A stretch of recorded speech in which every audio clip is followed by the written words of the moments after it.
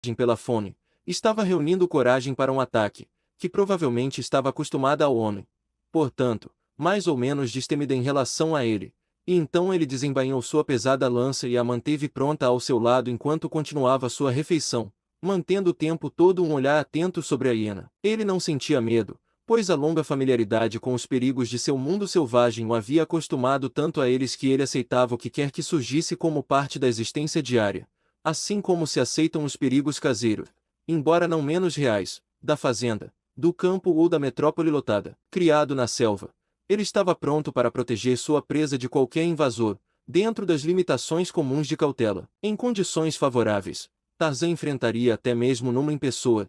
Se fosse forçado a buscar segurança fugindo, poderia fazê-lo sem qualquer sentimento de vergonha. Não havia criatura mais corajosa vagando por aquelas selvas selvagens e, ao mesmo tempo, nenhuma mais sabia os dois fatores que lhe permitiram sobreviver. Dango poderia ter avançado mais cedo, se não fossem os rosnados selvagens do homem-macaco, rosnados que, vindos de lábios humanos, suscitavam uma questão e um medo no coração da hiena. Ele havia atacado mulheres e crianças nos campos nativos e assustado os homens junto às suas fogueiras à noite, mas nunca tinha visto uma criatura humana que fizesse esse som que lhe lembrava mais Numa zangado do que um homem com medo. Quando Tarzan terminou sua refeição, estava prestes a se levantar e lançar um osso limpo para a besta antes de seguir seu caminho, deixando os restos de sua caça para Dango, mas um pensamento súbito o deteve.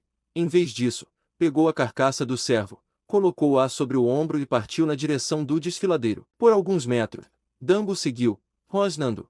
E então, percebendo que estava sendo privado até mesmo de um gosto da carne suculenta, lançou a precaução ao vento e investiu. Instantaneamente, como se a natureza lhe tivesse dado olhos na parte de trás da cabeça, Tarzan percebeu o perigo iminente. Deixando o bara no chão, virou-se com a lança erguida. O braço direito castanho recuou e então avançou, rápido como um raio, apoiado pelo poder de músculos gigantes e pelo peso de sua fossa e osso. A lança, lançada no instante certo, foi direto em direção a Dango, atingindo no pescoço, onde se une aos ombros, e atravessando o corpo. Quando ele retirou o dardo da hiena, Tarzan colocou ambos os cadáveres sobre os ombros e continuou em direção ao desfiladeiro. Abaixo, Numa estava deitado à sombra da única árvore, e ao chamado do homem-macaco, ergueu-se lentamente, cambaleando, mas, apesar da fraqueza, ainda rosnava ferozmente, chegando até a ensaiar um rugido ao ver seu inimigo. Tarzan deixou os dois corpos deslizar pelo topo do penhasco. Com uma Numa, ele gritou: "Pode ser que eu precise de você novamente." Ele viu o leão,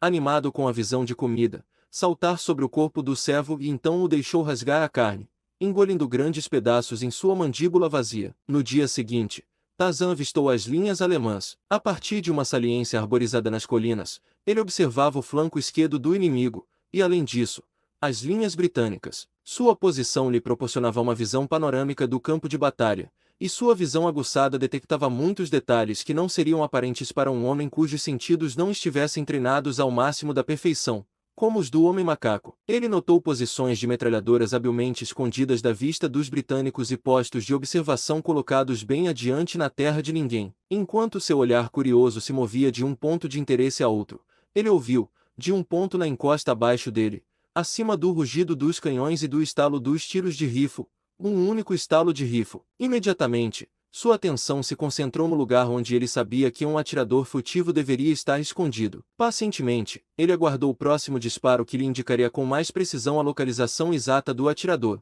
E quando veio, ele desceu a íngreme encosta com a furtividade e silenciosa graça de uma pantera. Aparentemente, ele não prestava atenção aonde pisava, mas nunca uma pedra solta era perturbada nem um galho quebrado, era como se seus pés enxergassem. Atualmente, enquanto ele passava por um pequeno grupo de arbustos, chegou à beira de um penhasco baixo e viu, em uma saliência uns 5 metros abaixo dele, um soldado alemão deitado atrás de um talude de pedras soltas e galhos frondosos que o escondiam da vista das linhas britânicas. O homem devia ser um excelente atirador, pois estava bem atrás das linhas alemãs, atirando por cima das cabeças de seus companheiros. Seu rifle de alta potência estava equipado com mira telescópica e ele também carregava binóculos, que estava usando no momento em que Tarzan descobriu, seja para observar o efeito de seu último tiro ou para descobrir um novo alvo. Tarzan deixou seu olhar se mover rapidamente para aquela parte da linha britânica que o alemão parecia estar examinando, sua visão aguçada revelando muitos alvos excelentes para um rifle colocado tão alto acima das trincheiras. O húngaro,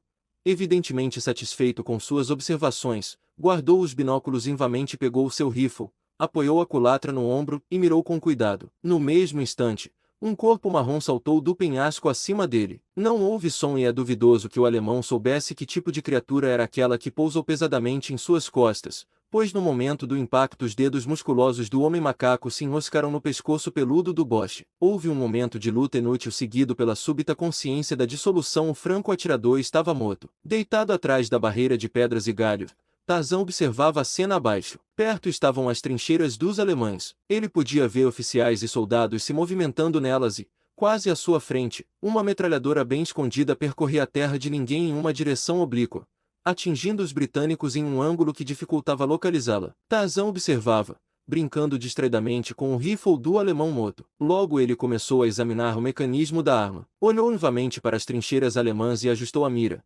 Então colocou o rifle no ombro e mirou. Tarzan era um excelente atirador. Com seus amigos civilizados, ele caçava grandes animais com as armas da civilização e, embora nunca tivesse matado exceto por alimento ou em legítima defesa, divertia-se atirando em alvos inanimados lançados ao ar e aperfeiçoara-se no uso de armas de fogo sem perceber que o havia feito. Agora, de fato, ele caçaria grandes animais. Um lento sorriso surgiu em seus lábios enquanto seu dedo pressionava gradualmente o gatilho. O rifle disparou e um metralhador alemão caiu atrás da sua arma. Em 3 minutos, Tarzan eliminou a tripulação daquela arma. Em seguida, ele avistou um oficial alemão saindo de um abrigo e os 3 homens na baía com ele. Tarzan tomou cuidado para não deixar ninguém nas proximidades imediatas que pudesse questionar como os alemães podiam ser mortos nas trincheiras alemãs quando estavam totalmente ocultos da vista inimiga. Invamente ajustando sua mira, ele disparou a longa distância contra uma equipe de metralhadora distante à sua direita. Com deliberada calma, ele eliminou-os todos. 2 armas foram silenciadas. Ele viu homens correndo pelas trincheiras e abateu vários deles. A essa altura, os alemães perceberam que algo estava errado, que um atirador excepcional havia descoberto um ponto de vantagem de onde esse setor das trincheiras era claramente visível para ele. No início, tentaram descobrir sua localização na terra de ninguém, mas, quando um oficial olhando sobre o parapeito através de um periscópio foi atingido bem na parte de trás da cabeça por uma bala de rifle que atravessou seu crânio e caiu no fundo da trincheira, eles perceberam que deveriam buscar além do parado, e não do parapeito. Um dos soldados pegou a bala que havia matado seu oficial, e então foi que a verdadeira excitação prevaleceu naquela trincheira em particular, pois a bala era obviamente de fabricação alemã. Abraçando os parados, mensageiros levaram a notícia em ambas as direções e logo os periscópios foram erguidos acima dos parados e olhos atentos procuravam o traidor. Não demorou para que localizassem a posição do atirador escondido e então Tarzan viu uma metralhadora sendo apontada para ele. Antes que pudesse entrar em ação, sua equipe jazia morta ao redor dela, mas havia outros homens para ocupar seus lugares, talvez relutantemente, mas impulsionados por seus oficiais, foram forçados a isso. E ao mesmo tempo outras 2 metralhadoras foram giradas em direção ao homem a pé e colocadas em operação. Percebendo que o jogo estava prestes a terminar, Tarzan, com um tiro de despedida, colocou o rifle de lado e se escondeu nas colinas atrás dele. Por muitos minutos, ele pôde ouvir o estalo do fogo de metralhadora concentrado no lugar que acabará de deixar e sorriu ao contemplar o desperdício de munição alemã. Eles pagaram caro por Vazimbo, o Vaziri, que crucificaram, e por seus companheiros mortos.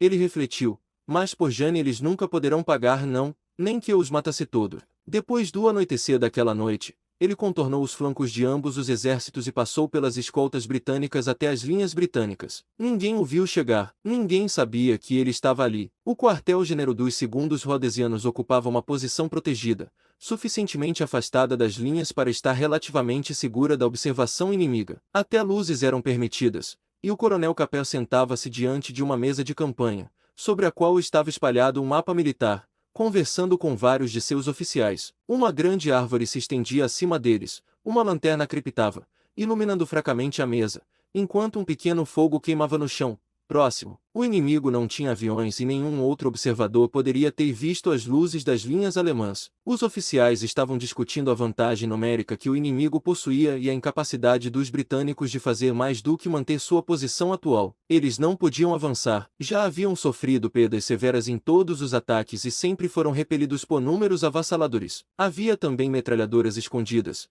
que incomodavam bastante o coronel. Isso ficava evidente pelo fato de que ele frequentemente voltava a mencioná-las durante a conversa. Algo os deixou em silêncio por um tempo esta tarde, disse um dos oficiais mais jovens. Eu estava observando na hora e não conseguia entender com que estavam se preocupando, mas parecia que estavam passando por um inferno em uma seção de trincheira à esquerda deles. Em um momento eu poderia jurar que foram atacados por trás. Eu lhe informei na hora: senhor, você deve se lembrar porque os malditos estavam atirando no lado daquele barranco atrás deles. Eu podia ver a terra voar. Não sei o que poderia ter sido. Houve um leve farfalhar entre os galhos da árvore acima deles e, simultaneamente, um corpo ágil e marrom caiu em meio a eles. As mãos se moveram rapidamente para os cabos das pistolas, mas, fora isso, não houve movimento entre os oficiais. Primeiro, eles olharam maravilhados para o homem branco quase nu, ali parado, com a luz do fogo ressaltando os músculos arredondados.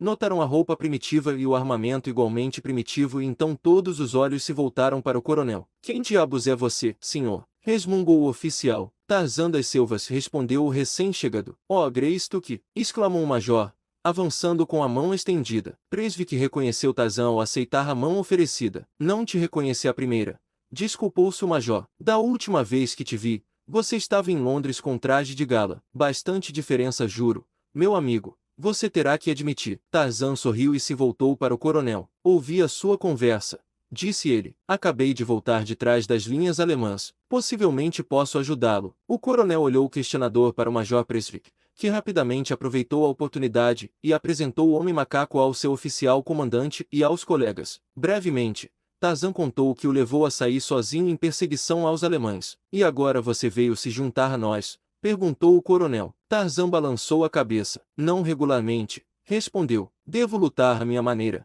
mas posso ajudá-los. Sempre que eu quiser, posso entrar nas linhas alemãs. Capel sorriu e balançou a cabeça. Não é tão fácil quanto você pensa, disse ele. Perdi 2 bons oficiais na semana passada tentando, e eles eram homens experientes. Nenhum melhor no departamento de inteligência. É mais difícil do que entrar nas linhas britânicas? Perguntou Tarzan. O coronel estava prestes a responder quando um novo pensamento pareceu ocorrer-lhe, e ele olhou com curiosidade para o homem macaco. Quem te trouxe aqui?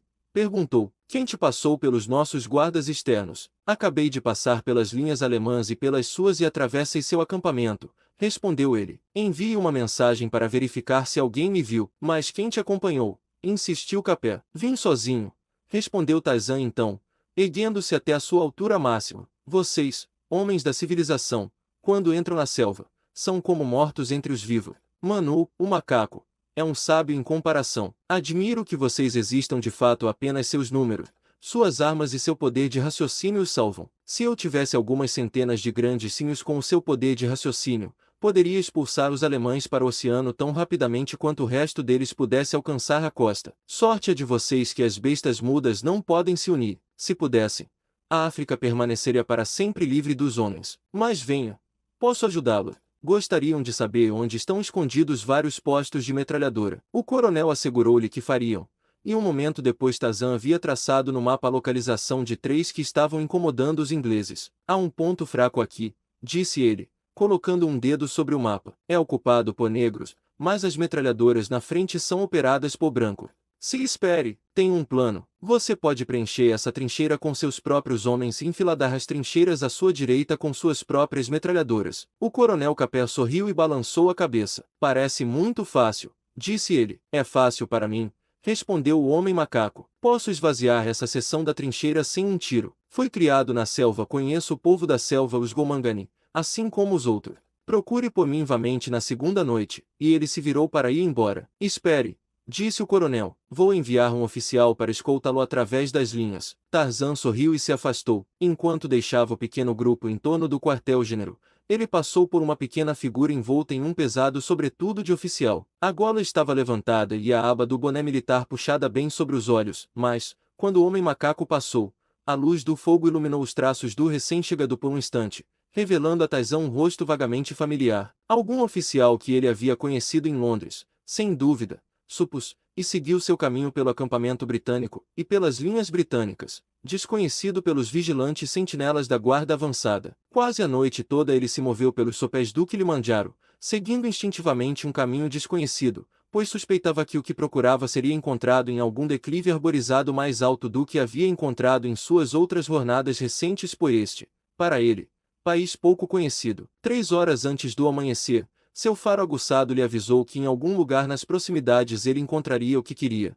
E assim ele subiu em uma árvore alta e se acomodou para dormir algumas horas. Capítulo 4. Quando o leão se alimentou. Cudo, o sol, já estava alto no céu quando Tarzan acordou. O homem macaco esticou seus enormes membros, passou os dedos pelos cabelos grossos e desceu levemente até o chão. Imediatamente, ele seguiu a trilha que havia começado a procurar, acompanhando-a pelo cheiro até um profundo ravina. Agora ele avançava cautelosamente, pois seu nariz lhe dizia que a presa estava próxima, e logo, de um galho pendente, ele olhou para baixo e viu Horta, o javali, e muitos de seus parentes. Desprendendo seu arco e selecionando uma flecha, Tarzan encaixou a haste, puxou-a bem para trás e mirou cuidadosamente no maior dos grandes porcos. Nos dentes do homem macaco havia outras flechas, e mal a primeira foi lançada, ele já tinha preparado e disparado outro dardo. Instantaneamente, os porcos entraram em turbulência, sem saber de onde a ameaça vinha. Eles ficaram parados, atônitos, por um momento, e então começaram a se agitar até que 6 deles estavam mortos ou moribundos ao redor.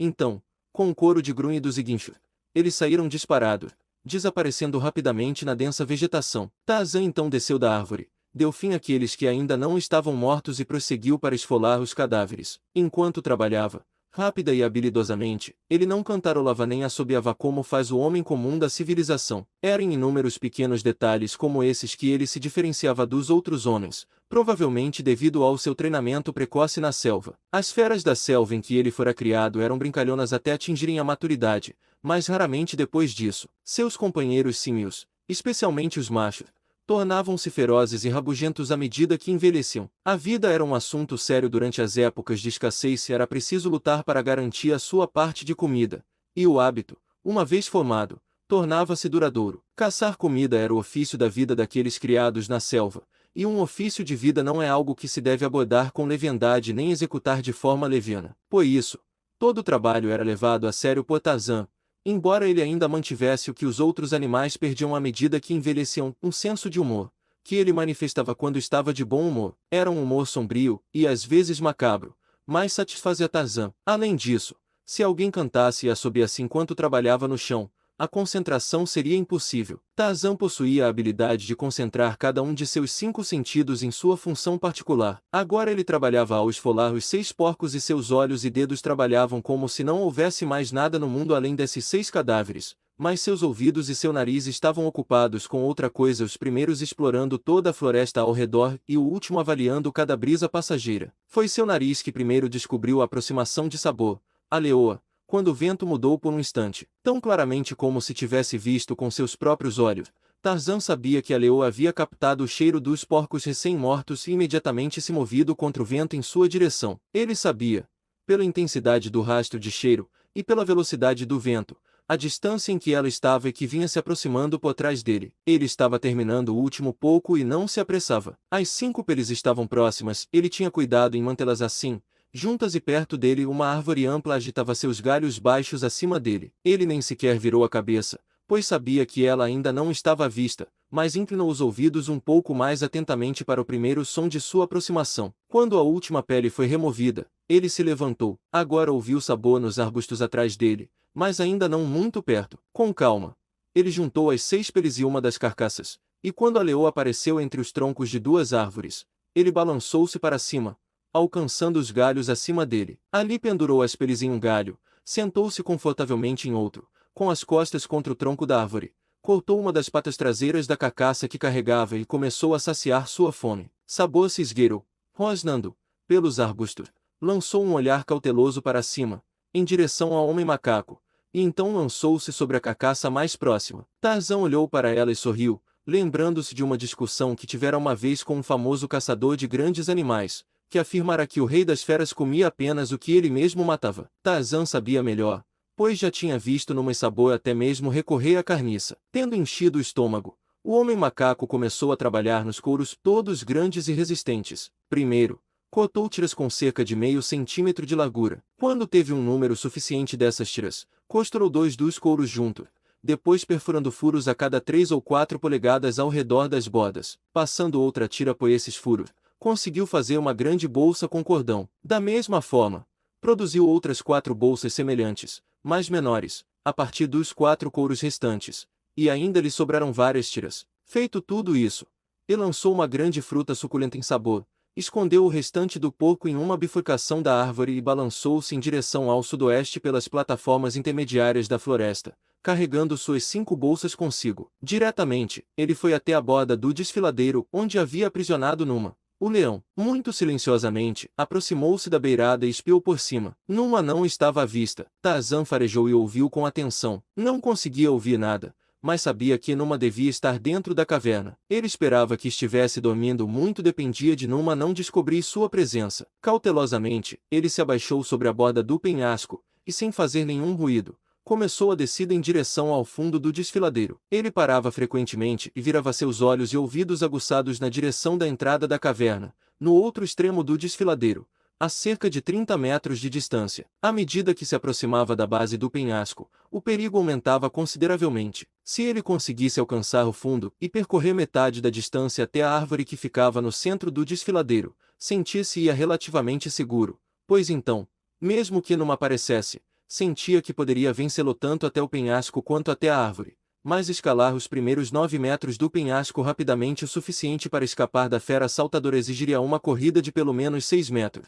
Já que não havia boas mãos ou apoios para os pés próximos à base, ele teve que correr os primeiros 6 metros como um esquilo subindo em uma árvore naquela outra vez em que havia vencido um enfurecido Numa. Ele não tinha vontade de tentar novamente, a menos que as condições fossem pelo menos igualmente favoráveis, pois havia escapado das garras de Numa por apenas alguns centímetros na ocasião anterior. Finalmente ele ficou sobre o chão do desfiladeiro, silencioso como um espírito desencarnado. Avançou em direção à árvore. Estava na metade do caminho e nenhum sinal de Numa. Ele alcançou o tronco marcado de onde o faminto leão havia devorado a casca e até arrancado pedaços da madeira, e ainda assim Numa não havia aparecido. Ao se erguer até os galhos mais baixos, começou a se perguntar-se, afinal, Numa estaria na caverna. Seria possível que ele tivesse forçado a barreira de pedras com a qual Tarzan havia tampado a outra extremidade da passagem, onde ela se abria para o mundo exterior da liberdade, ou Numa estaria morto. O homem macaco duvidava da veracidade da última sugestão, pois ele havia alimentado o leão com os cadáveres inteiros de um cervo,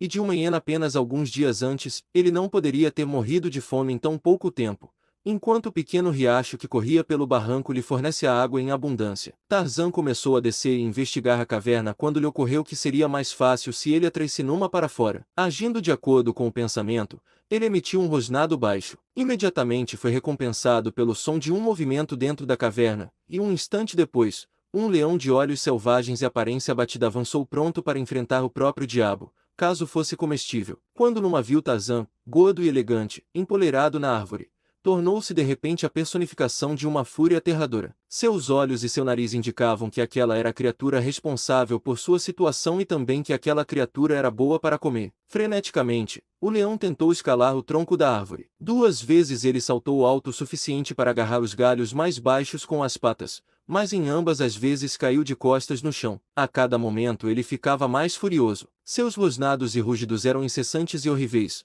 e o tempo todo Tarzan permanece assentado, sorrindo para ele, provocando na linguagem rude da selva por sua incapacidade de alcançá-lo e exultando mentalmente pelo fato de que Numa estava desperdiçando sua força, já enfraquecida. Finalmente, o homem macaco se levantou e retirou a corda de seu ombro. Ele organizou cuidadosamente os laços em sua mão esquerda e o laço em sua mão direita, e então assumiu uma posição com cada pé sobre um dos 2 galhos que estavam aproximadamente no mesmo plano horizontal e com as costas firmemente apoiadas no tronco da árvore. Ali ele permanece, lançando insultos a Numa até que a fera fosse novamente provocada a saltar em sua direção, e, à medida que Numa subia, o laço caía rapidamente sobre sua cabeça e pescoço. Um rápido movimento da mão de Tarzan com a corda apertou o laço, e quando Numa escorregou para o chão, apenas suas patas traseiras tocaram, pois o homem macaco o segurava balançando pelo pescoço. Movendo-se lentamente pelas 2 ramificações, Tarzan balançou Numa de modo que ele não pudesse alcançar o tronco da árvore com suas garras afiadas.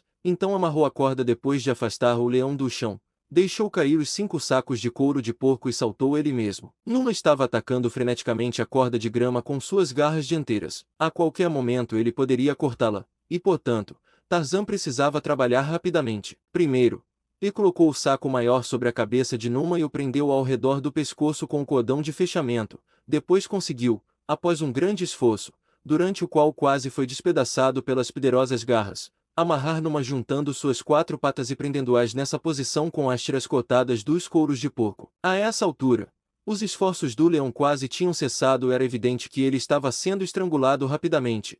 Como isso não servia de maneira alguma ao propósito dos Tarmanganes, este subiu novamente na árvore, soltou a corda de cima e abaixou o leão ao chão, onde ele imediatamente o seguiu e soltou o laço ao redor do pescoço de Numa. Então, ele puxou sua faca de caça e cortou 2 buracos redondos na frente do saco da cabeça, em frente aos olhos do leão, com o duplo propósito de permitir que ele enxergasse e de lhe fornecer ar suficiente para respirar. Com isso feito, Tarzan se ocupou em ajustar as outras bolsas, colocando uma sobre cada uma das poderosamente armadas patas de Numa. As das patas traseiras ele prendeu não apenas apertando os cordões, mas também usando ligas que se ajustavam firmemente às pernas acima das articulações. Ele prendeu as bolsas das patas dianteiras da mesma maneira, acima dos grandes joelhos. Agora, de fato, Numa, o leão, estava reduzido à inofensividade de Bara, o servo. A essa altura, Numa já mostrava sinais de estar voltando à vida. Ele arfava apoiar e lutava, mas as tiras de couro de porco que mantinham suas 4 pernas presas eram numerosas e resistentes. Tarzan observava e tinha certeza de que elas resistiriam,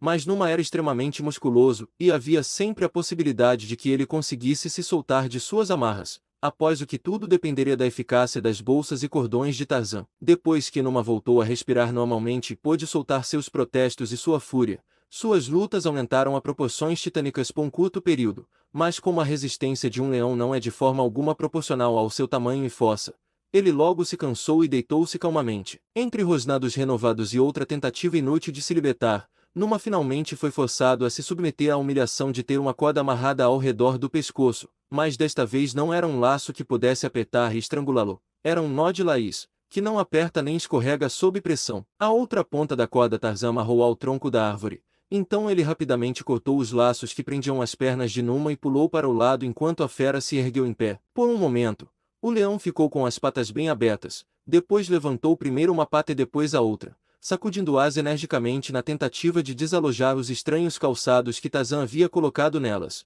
Finalmente, ele começou a coçar a bolsa sobre a cabeça. O homem macaco, de pé com a lança pronta, observava atentamente os esforços de Numa. Será que as bolsas aguentariam? Ele esperava sinceramente que sim, ou todo o seu trabalho seria em vão. À medida que as coisas agarradas aos seus pés e rosto resistiam a todos os seus esforços para se livrar delas, Numa ficou frenético. Ele rolava pelo chão, lutando, mordendo, aranhando e rugindo. Ele saltava de pé e pulava no ar, avançava sobre Tarzan, apenas para ser abruptamente interrompido quando a corda que o prendia à árvore se esticou. Então, Tarzan interveio e bateu-lhe com força na cabeça com o cabo de sua lança. Numa ergueu-se sobre as patas traseiras e atacou o homem macaco, recebendo em troca um tapa na orelha que o fez cambalear para o lado. Quando voltou ao ataque, foi novamente derrubado. Após a 4ª tentativa, pareceu ao rei dos animais que ele havia encontrado seu mestre. Sua cabeça e cauda caíram, e, quando Tarzan avançou sobre ele, ele recuou, embora ainda rosnando. Deixando Numa amarrado à árvore,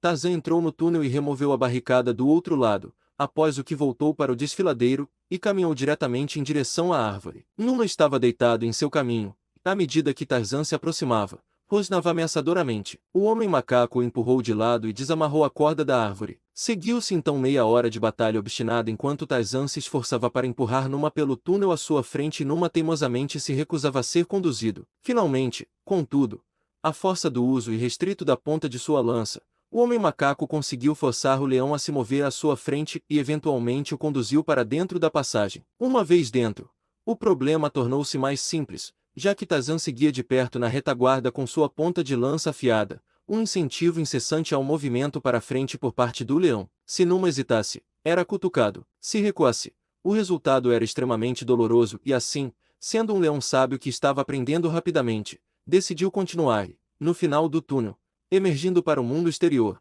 sentiu a liberdade, levantou a cabeça e o rabo e saiu correndo. Tarzan, ainda de 4 logo dentro da entrada, foi pego de surpresa, resultando em sua queda de bruços e sendo arrastado por 30 metros pelo terreno rochoso antes que Numa fosse contido. Tarzan se ergueu, com aranhões e zangado. A princípio, ele foi tentado a repreender Numa, mas, como o homem macaco raramente permitia que seu temperamento o guiasse em qualquer direção não respaldada pela razão, ele rapidamente abandonou a ideia. Tendo ensinado a Numa os rudimentos de ser conduzido, Ele agora o empurrou para frente e começou uma jornada tão estranha quanto a história não registrada da selva contém. O restante daquele dia foi cheio de acontecimentos tanto para Tarzan quanto para Numa. Da rebelião aberta no início, o leão passou por fases de resistência teimosa e obediência relutante até a rendição final. Ele era um leão muito cansado, faminto e sedento quando a noite os alcançou, mas não haveria comida para ele naquele dia nem no seguinte. Tarzan não ousava correr o risco de remover a bolsa da cabeça, embora cortasse outro furo que permitisse a Numa saciar sua sede pouco depois do anoitecer. Então ele o amarrou a uma árvore,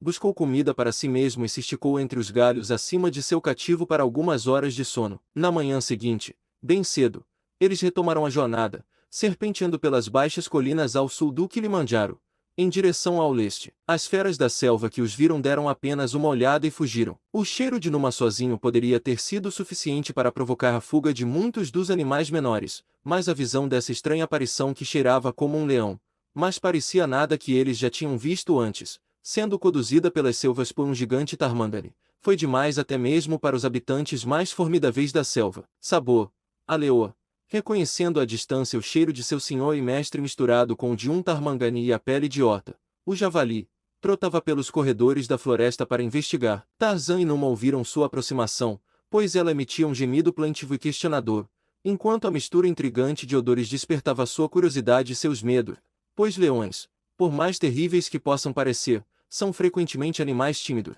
e Sabor, sendo do sexo mais dócil, era, naturalmente, habitualmente inquisitiva também. Tarzan baixou sua lança, pois sabia que agora poderia ter que lutar facilmente para manter seu prêmio. Numa parou e virou a cabeça indignada na direção da fêmea que se aproximava. Ele soltou um rosnado rouco que quase soava como um ronronar. Tarzan estava prestes a cutucá-lo novamente quando Sabor apareceu, e atrás dela o homem macaco viu algo que o fez hesitar instantaneamente. 4 leões adultos seguindo a leoa. Provocar Numa ponto de resistir ativamente poderia ter atraído todo o bando contra ele. Então Tarzan esperou para primeiro descobrir qual seria a atitude deles. Ele não tinha intenção de abrir mão de seu leão sem uma luta, mas, conhecendo leões como conhecia, sabia que não havia garantia sobre o que os recém-chegados fariam. A leoa era jovem e elegante, e os 4 machos estavam em seu auge, leões tão bonitos quanto ele já tinha visto. 3 dos machos tinham crinas escassas, mas um, o principal, ostentava uma magnífica crina negra que ondulava com a brisa enquanto ele avançava majestoso. A leoa parou a 30 metros de Tarzan, enquanto os leões passavam por ela e paravam alguns metros mais adiante. As orelhas estavam eriçadas e os olhos cheios de curiosidade. Tarzan não conseguia sequer imaginar o que eles fariam. O leão ao seu lado os encarou de frente, agora em silêncio e atento. De repente, a leoa soltou outro pequeno gemido, ao que o leão de Tarzan deu um rugido terrível e avançou direto em direção à besta da juba negra. A visão dessa criatura impressionante com o rosto estranho foi demais para o leão para o qual ele avançava, arrastando Tarzan junto, e com um rosnado o leão se virou e fugiu, seguido por seus companheiros e pela fêmea. Numa tentou segui-los, Tarzan o segurou na coleira, e quando ele se voltou para ele com raiva, bateu implacavelmente em sua cabeça com a lança. Sacudindo a cabeça e rosnando, o leão finalmente se afastou novamente na direção em que estavam viajando, mas demorou uma hora para que ele parasse de amuar. Ele estava com muita fome, quase faminto, na verdade, e, consequentemente, de um temperamento ruim, mas tão completamente submisso aos métodos heróicos de domar leões de Tarzan que logo estava andando ao lado do homem macaco como um enorme São Bernardo. Estava escuro quando os dois se aproximaram da direita britânica, depois de um pequeno atraso mais atrás por causa de uma patrulha alemã que era necessário evitar. A uma curta distância da linha de sentinelas avançadas britânicas, Tarzan amarrou Numa a uma árvore e continuou sozinho. Ele evitou uma sentinela, passou pela guarda avançada e pelo apoio, e por caminhos tortuosos chegou novamente ao quartel-general do Coronel Capel, onde apareceu diante dos oficiais reunidos ali como um espírito incorpóreo materializando-se do nada. Quando eles viram quem era que chegava assim sem aviso, sorriram e o coronel coçou a cabeça perplexo. Alguém deveria ser fuzilado por isso, disse ele. Eu poderia muito bem não estabelecer uma guarnição avançada se um homem pode atravessar sempre que quiser. Tarzan sorriu. Não os culpe, disse ele, pois eu não sou um homem. Eu sou o Tarmangani. Qualquer Mangani que quisesse poderia entrar no seu acampamento quase à vontade, mas se você os tiver como sentinelas, ninguém poderia entrar sem o conhecimento deles. O que são os Mangani? Perguntou o coronel. Talvez possamos recrutar um grupo desses miseráveis. Tarzan balançou a cabeça. Eles são os grandes macacos,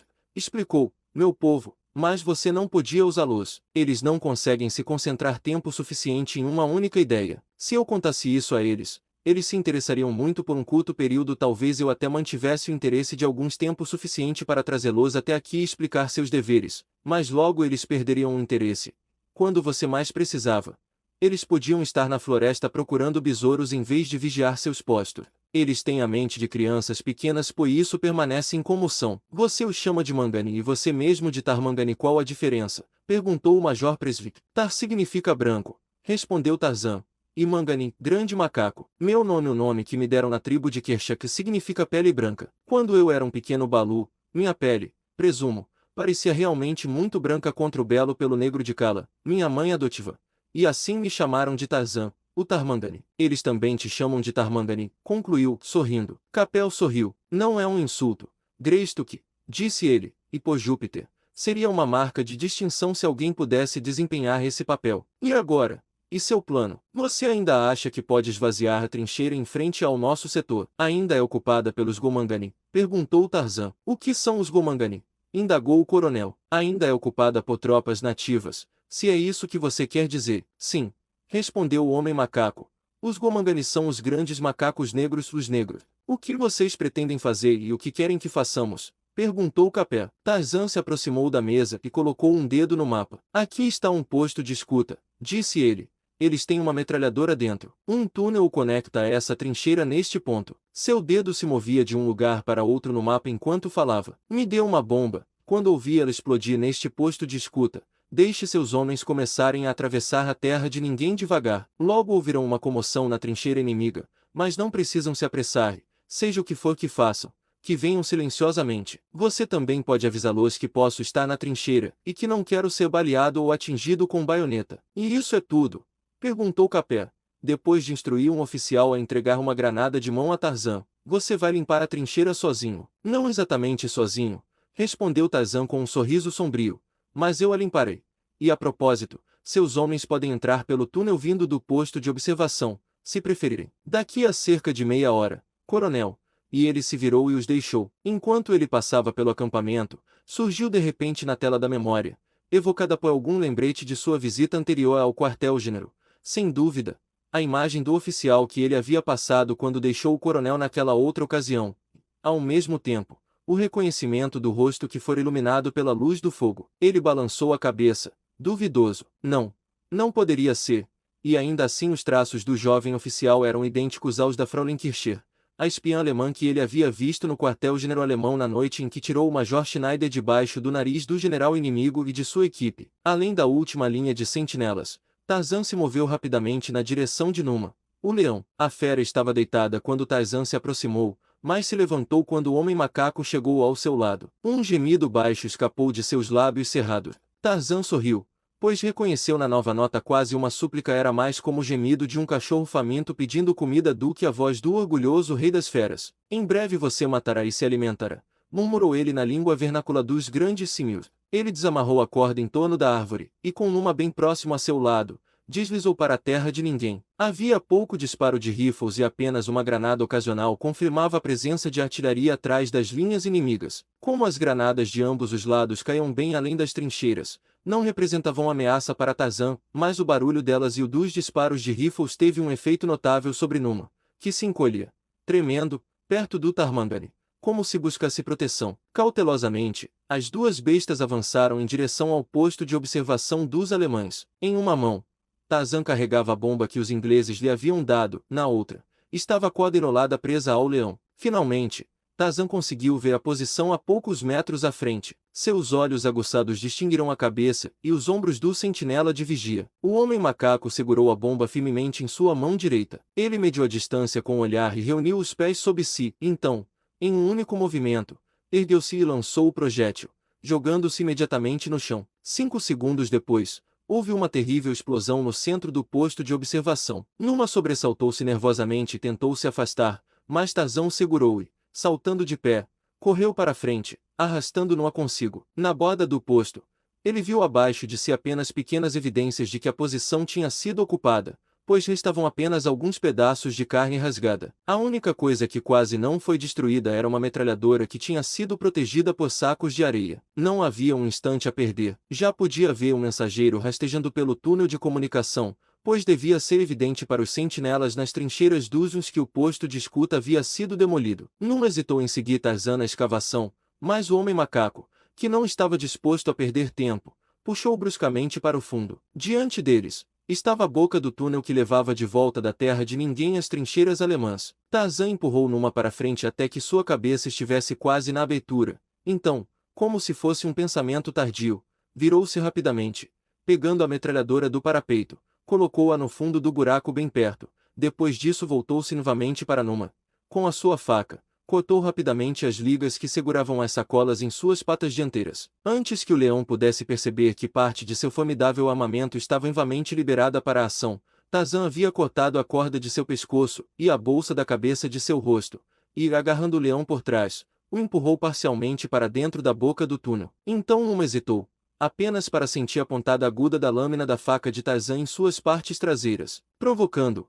O homem macaco finalmente conseguiu fazer com que o leão avançasse o bastante pelo túnel, de modo que não havia chance de fuga, exceto indo para frente ou recuando intencionalmente contra a lâmina afiada em sua retaguarda. Então Tarzan cortou as bolsas dos grandes pés traseiros, colocou seu ombro e a ponta da faca contra o lombo de Numa, fincou os dedos dos pés na terra solta que havia sido remexida pela explosão da bomba e empurrou. Pouco a pouco, no começo, Numa avançava. Ele agora estava rosnando e logo começou a rugir. De repente, lançou-se à frente, e Tarzan percebeu que ele havia captado o cheiro de carne adiante. Arrastando a metralhadora ao seu lado, o homem macaco seguiu rapidamente o leão, cujos rugidos ele podia ouvir claramente à frente, misturados aos gritos inconfundíveis de homens assustados. Mais uma vez, um sorriso sombrio tocou os lábios desse homem besta. Eles assassinaram meu Vaziri, murmurou ele, crucificaram Vazimbo, filho de Múviro. Quando Tarzan alcançou a trincheira e nela entrou, não havia ninguém à vista naquela baía em particular,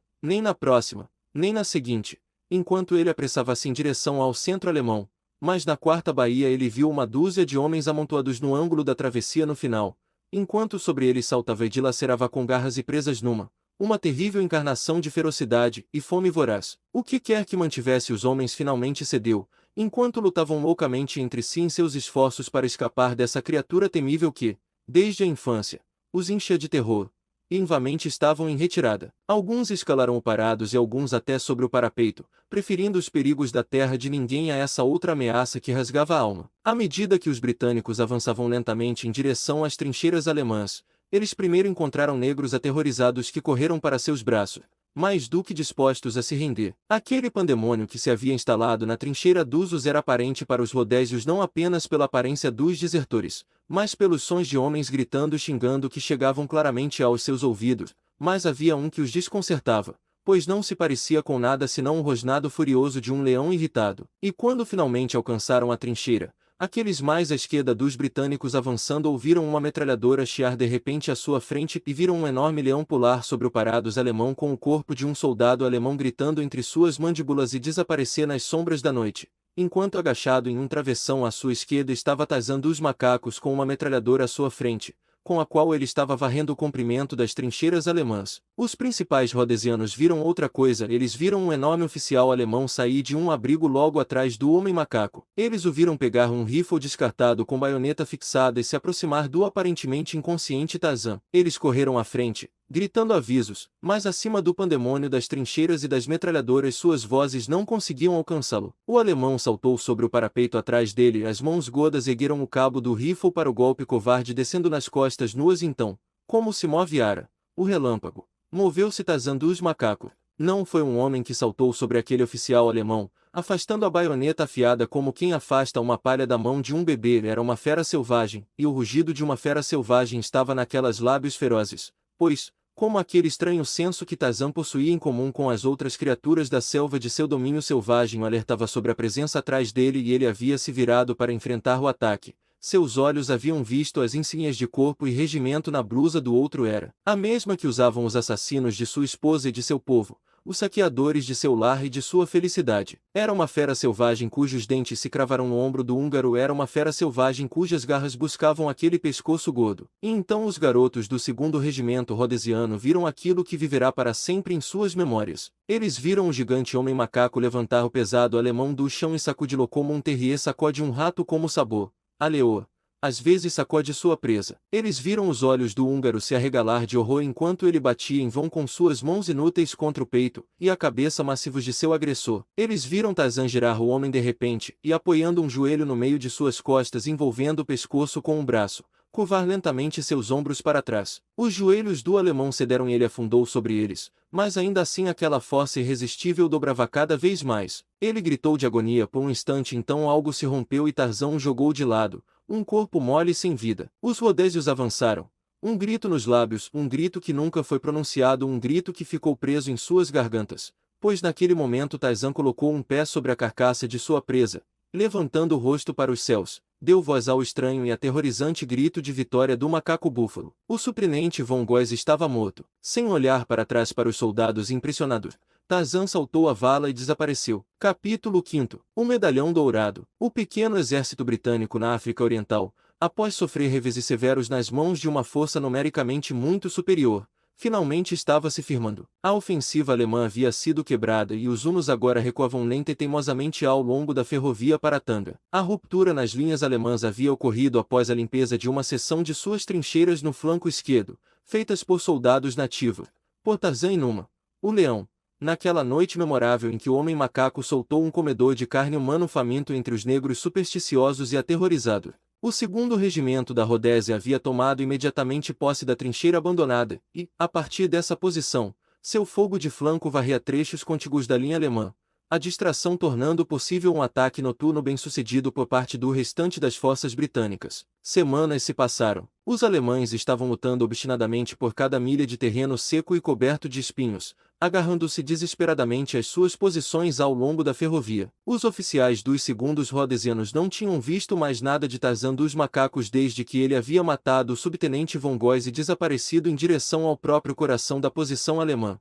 E havia entre eles aqueles que acreditavam que ele havia sido morto dentro das linhas inimigas. Eles podem tê-lo matado, assente o coronel Capet, mas eu acredito que eles nunca capturaram um malandro vivo. Nem eles o tiveram, nem o mataram também. Tarzan havia passado aquelas semanas intermediárias de forma agradável e proveitosa. Ele havia acumulado um considerável conhecimento sobre a disposição e a força das tropas alemãs, seus métodos de guerra e os diversos modos pelos quais um Tarmangani solitário poderia irritar um exército e diminuir seu moral. No momento, ele era movido por um desejo específico. Havia um certo espião alemão que ele queria capturar vivo e levar de volta aos britânicos.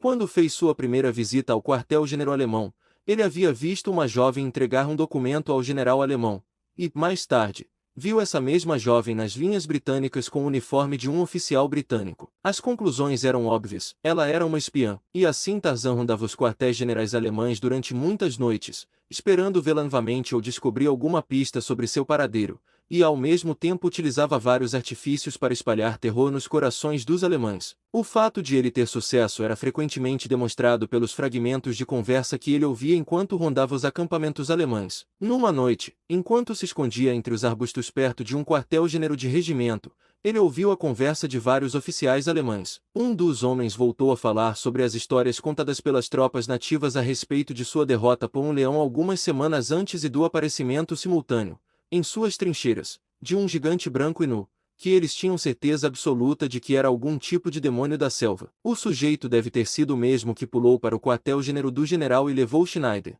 afirmou. Me pergunto como ele acabou escolhendo o pobre major. Dizem que a criatura parecia interessada em ninguém além de Schneider. Ele tinha Von Kelter em seu poder e poderia facilmente ter levado o próprio general, mas ignorou todo, exceto Schneider. Ele o perseguiu pelo quarto, agarrou e levou para a noite. Deus sabe qual foi o destino dele. O capitão Fritz Schneider tem algum tipo de teoria, disse outro. Ele me disse apenas 1 ou 2 semanas atrás que acha que sabe porque seu irmão foi levado, que foi um caso de identidade trocada. Ele não tinha tanta certeza sobre isso até que Von Góes foi morto, aparentemente pela mesma criatura, na noite em que o leão entrou nas trincheiras. Von Góes estava ligado à companhia de Schneider. Um dos homens de Schneider foi encontrado com o pescoço quebrado na mesma noite em que o major foi levado, e Schneider acha que esse diabo está atrás dele e de seu comando, que ele veio por ele naquela noite e levou seu irmão por engano. Ele diz que Krautl disse que, ao apresentar o major a Fraulein Kircher, o nome deste foi pronunciado, e, imediatamente, esse homem selvagem pulou pela janela e foi atrás dele. De repente, o pequeno grupo ficou rígido ouvindo. O que foi isso? Espetou um deles. observando os arbustos de onde saiu um rosnado abafado, enquanto Tarzan dos macacos percebe que, por seu erro, o autor do horrível crime em seu bangalô ainda estava vivo, que o assassino de sua esposa ainda permanece impune. Por um longo minuto os oficiais permaneceram com os nervos em tensão, cada olhar fixo nos arbustos de onde emanara o som ominoso. Cada um se lembrava dos desaparecimentos misteriosos recentes do coração dos acampamentos, assim como dos guardas solitários. Cada um pensava nos mortos silenciosos que havia visto, mortos quase à vista de seus companheiros por alguma criatura invisível. Pensavam nas marcas nos pescoços mortos feitas por garras ou por dedos gigantes, não sabiam dizer qual, e aquelas nos ombros e jugulares onde dentes poderosos se fixaram, e esperavam com os revólveres em punho. Uma vez, os arbustos se moveram quase imperceptivelmente, e um instante depois um dos oficiais, sem aviso, atirou neles, mas Tarzan dos macacos não estava lá. No intervalo entre o movimento dos arbustos e o disparo, ele se dissolvera na noite. 10 minutos depois, ele pairava nos arredores daquela parte do acampamento onde estavam acampados à noite os soldados negros de uma companhia nativa comandada por Hauptmann Fritz Schneider. Os homens estavam estendidos no chão sem tendas, mas havia tendas armadas para os oficiais. Nelas, Tarzan rastejou. Era um trabalho lento e perigoso, pois os alemães agora estavam alertas para o inimigo incomum que se infiltrava em seus acampamentos para cobrar seu preço à noite. Ainda assim o homem macaco passou por seus sentinelas, escapou da vigilância da guarda interna e finalmente se aproximou da retaguarda da linha dos oficiais. Aqui ele se escondeu no chão, próximo à tenda mais próxima, e escutou. De dentro vinha a respiração regular de um homem dormindo único. Tarzan ficou satisfeito. Com sua faca, cortou os cordões que seguravam a aba traseira da tenda e entrou. Ele não fez barulho. A sombra de uma folha caindo, flutuando suavemente até o chão em um dia calmo, não poderia ter sido mais silenciosa. Ele se aproximou do lado do homem adormecido e se curvou sobre ele. Ele, é claro, não podia saber se era Schneider ou outro, já que nunca tinha visto Schneider, mas pretendia descobrir e saber ainda mais. Suavemente, ele sacudiu o homem pelo ombro. O sujeito se virou pesadamente e resmungou em um gutural espesso. Silêncio! Advertiu o homem macaco em um sussurro baixo. Silêncio, ou eu mato. O Rã abriu os olhos. À luz fraca, viu uma figura gigante inclinada sobre ele. Agora uma mão poderosa agarrava seu ombro e outra fechava-se levemente em torno de sua garganta. Não faça barulho, ordenou Tarzan, mas responda em um sussurro às minhas perguntas. Qual é o seu nome? Lubeg, respondeu o oficial. Ele estava tremendo. A presença estranha daquele gigante nu o enchia de terror. Ele também se lembrava dos homens misteriosamente assassinados nas vigílias silenciosas dos acampamentos noturnos. O que você quer? Onde está o Hauptmann Fritz Schneider? Perguntou Tarzan. Qual é sua tenda? Ele não está aqui, respondeu Lubeg. Ele foi enviado para Vilheustal ontem. Não vou matá-lo agora, disse o homem símio. Primeiro vou verificar se você me mentiu e, se mentiu, sua morte será ainda mais terrível. Você sabe como o Major Schneider morreu? Lubeg balançou a cabeça negativamente. Eu sei, continuou Tarzan, e não foi uma maneira agradável de morrer mesmo para um maldito alemão. Vire-se com o rosto para baixo e cubra os olhos. Não se mova nem faça nenhum som. O homem fez o que lhe foi ordenado, e no instante em que seus olhos foram desviados, Tarzan saiu da tenda. Uma hora depois, ele estava fora do acampamento alemão e se dirigia para a pequena cidade de Vilheustal, a sede de verão do governo da África Oriental alemã. A senhorita Berta Kircher estava perdida. Ela estava humilhada e irritada. Muito tempo se passaria antes que ela admitisse que, ela, que se orgulhava de suas habilidades na floresta, estava perdida neste pequeno trecho de país entre Pangani e a ferrovia de Tanga. Ela sabia que Vilheustal ficava a sudeste dela, a cerca de 50 milhas, mas, devido a uma combinação de circunstâncias desfavoráveis, ela se viu incapaz de determinar qual direção era sudeste. Em primeiro lugar, ela havia partido do quartel-general alemão por uma estrada bem marcada que estava sendo percorrida por tropas e com toda a razão para acreditar que seguiria essa estrada até Vilheustal. Mais tarde, ela fora avisada, a partir dessa estrada, por meio de mensagens, de que uma forte patrulha britânica havia descido pela margem oeste do Pangani, realizado uma travessia ao sul dela e estava, naquele momento, marchando para a ferrovia em Tonda. Depois de sair da estrada, ela se viu em um matagal denso. Como o céu estava muito encoberto, recorreu ao seu compasso, e só então descobriu, para seu desespero, que não o tinha consigo. No entanto, tão confiante estava em suas habilidades na mata, que continuou na direção que acreditava ser oeste até ter percorrido distância suficiente para se sentir segura de que, ao virar para o sul, poderia passar em segurança atrás da patrulha britânica. Ela também não começou a sentir quaisquer dúvidas até muito depois de ter novamente virado para o leste, bem ao sul, segundo ela, da patrulha. Já era fim de tarde e ela já deveria ter retornado à estrada, ao sul de Tonda, mas não encontrou nenhuma estrada e agora começava a sentir uma ansiedade real. Seu cavalo havia viajado o dia todo sem alimento ou água. A noite estava chegando e com ela a percepção de que ela estava completamente perdida em um país selvagem, sem trilhas, notório principalmente por suas moscas tsetse e feras selvagens. Era enlouquecedor saber que ela não tinha absolutamente nenhum conhecimento da direção em que estava viajando, o que poderia estar se afastando cada vez mais da ferrovia, mais profundamente para o país sombrio e hostil em direção ao Pangani. Ainda assim, era impossível parar, ela precisava continuar. Beta Kircher não era uma covarde, fosse o que mais ela pudesse ser, mas à medida que a noite começava a cair ao seu redor, ela não conseguia afastar completamente da mente a contemplação dos terrores das longas horas que a aguardavam antes que o sol nascente dissipasse a escuridão. Esteja a horrível noite na selva que atrai todas as criaturas predadoras e espreitadoras da destruição. Ela encontrou, pouco antes do anoitecer, uma clareira parecida com um prado no mato quase interminável. Havia um pequeno agrupamento de árvores perto do centro e ali decidiu acampar. A grama era alta e densa, oferecendo alimento para seu cavalo e uma cama para si mesma, e havia madeira morta suficiente espalhada ao redor das árvores para manter uma boa fogueira durante toda a noite. Tirando a sela e a brida de seu cavalo, ela as colocou ao pé de uma árvore e então amarrou o animal próximo. Em seguida, ocupou-se em recolher lenha, e quando a escuridão caiu, já tinha uma boa fogueira e madeira suficiente para durar até de manhã. De suas alforjes, ela tirou comida fria, e de sua cantil,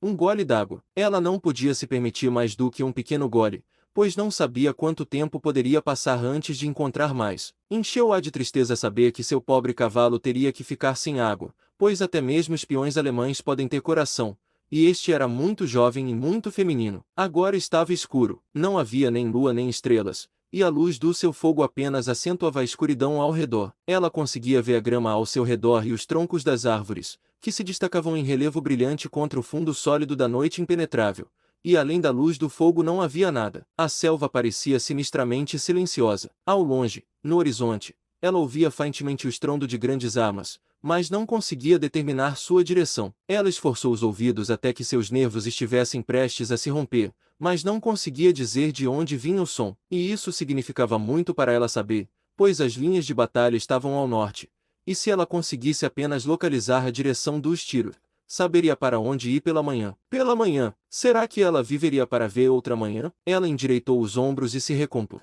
Pensamentos assim precisavam ser banidos, nunca seriam úteis. Corajosamente, ela começou a murmurar uma melodia enquanto arrumava a sela perto do fogo e puxava bastante capim para fazer um assento confortável, sobre o qual espalhou sua manta de sela. Então, ela desamarrou um pesado casaco militar do assento traseiro da sela e o vestiu, pois o ar já estava frio. Sentando-se onde podia apoiar-se na sela, ela se preparou para manter uma vigília sem sono durante a noite. Por uma hora, o silêncio foi quebrado apenas pelo estrondo distante das armas e pelos sons baixos do cavalo se alimentando, e então, vindo possivelmente de uma milha de distância, ouviu-se o trovão retumbante do rugido de um leão. A garota se sobressaltou, e apoiou a mão no rifle ao seu lado. Um pequeno arrepio percorreu seu corpo esguio, e ela pôde sentir a pele se arrepiar. Repetidamente, o som terrível se repetia, e a cada vez ela tinha certeza de que ele se aproximava. Ela conseguia localizar a direção desse som, embora não pudesse a dos tiros, pois a origem do primeiro estava muito mais próxima. O leão estava contra o vento, portanto, ainda não poderia ter captado seu cheiro, embora pudesse estar se aproximando para investigar a luz do fogo, que sem dúvida podia ser vista a uma distância considerável. Por mais uma hora cheia de medo, a menina ficou sentado, esforçando os olhos e ouvidos para o vazio negro além de sua pequena ilha de luz. Durante todo esse tempo, o leão não rugiu novamente, mas havia constantemente a sensação de que ele estava se aproximando dela. Repetidas vezes, ela sobressaltava-se e se virava para espiar a escuridão além das árvores atrás de si, enquanto seus nervos sobrecarregados imaginavam os passos furtivos de pés macios. Ela segurava o rifle sobre o joelho, pronta para atirar, e estava tremendo da cabeça aos pés. De repente, seu cavalo ergueu a cabeça e bufou, e com um pequeno grito de terror a garota se levantou de um salto. O animal se virou e trotou de volta para ela até que a corda de amarração o fez parar, e então ele girou, com as orelhas em pé, olhou para a noite, mas a garota não conseguia ver nem ouvir nada. Mais uma hora de terror se passou, durante a qual o cavalo muitas vezes ergueu a cabeça para olhar longamente e atentamente na escuridão. A garota reabasteceu fogo de tempos em tempo. Ela se viu ficando muito sonolenta. Suas pálpebras pesadas persistiam em cair, mas ela não ousava dormir. Temendo ser vencida pelo sono que a estava invadindo, ela se levantou e caminhou rapidamente de um lado para o outro. Depois jogou mais lenha no fogo, foi até o cavalo e acariciou seu focinho, e voltou para o seu assento. Recostada na sela, tentou ocupar sua mente com planos para o dia seguinte, mas devia ter cochilado. Com um sobressalto, despertou. Era a plena luz do dia. A noite horrenda, com seus terrores indescritíveis, havia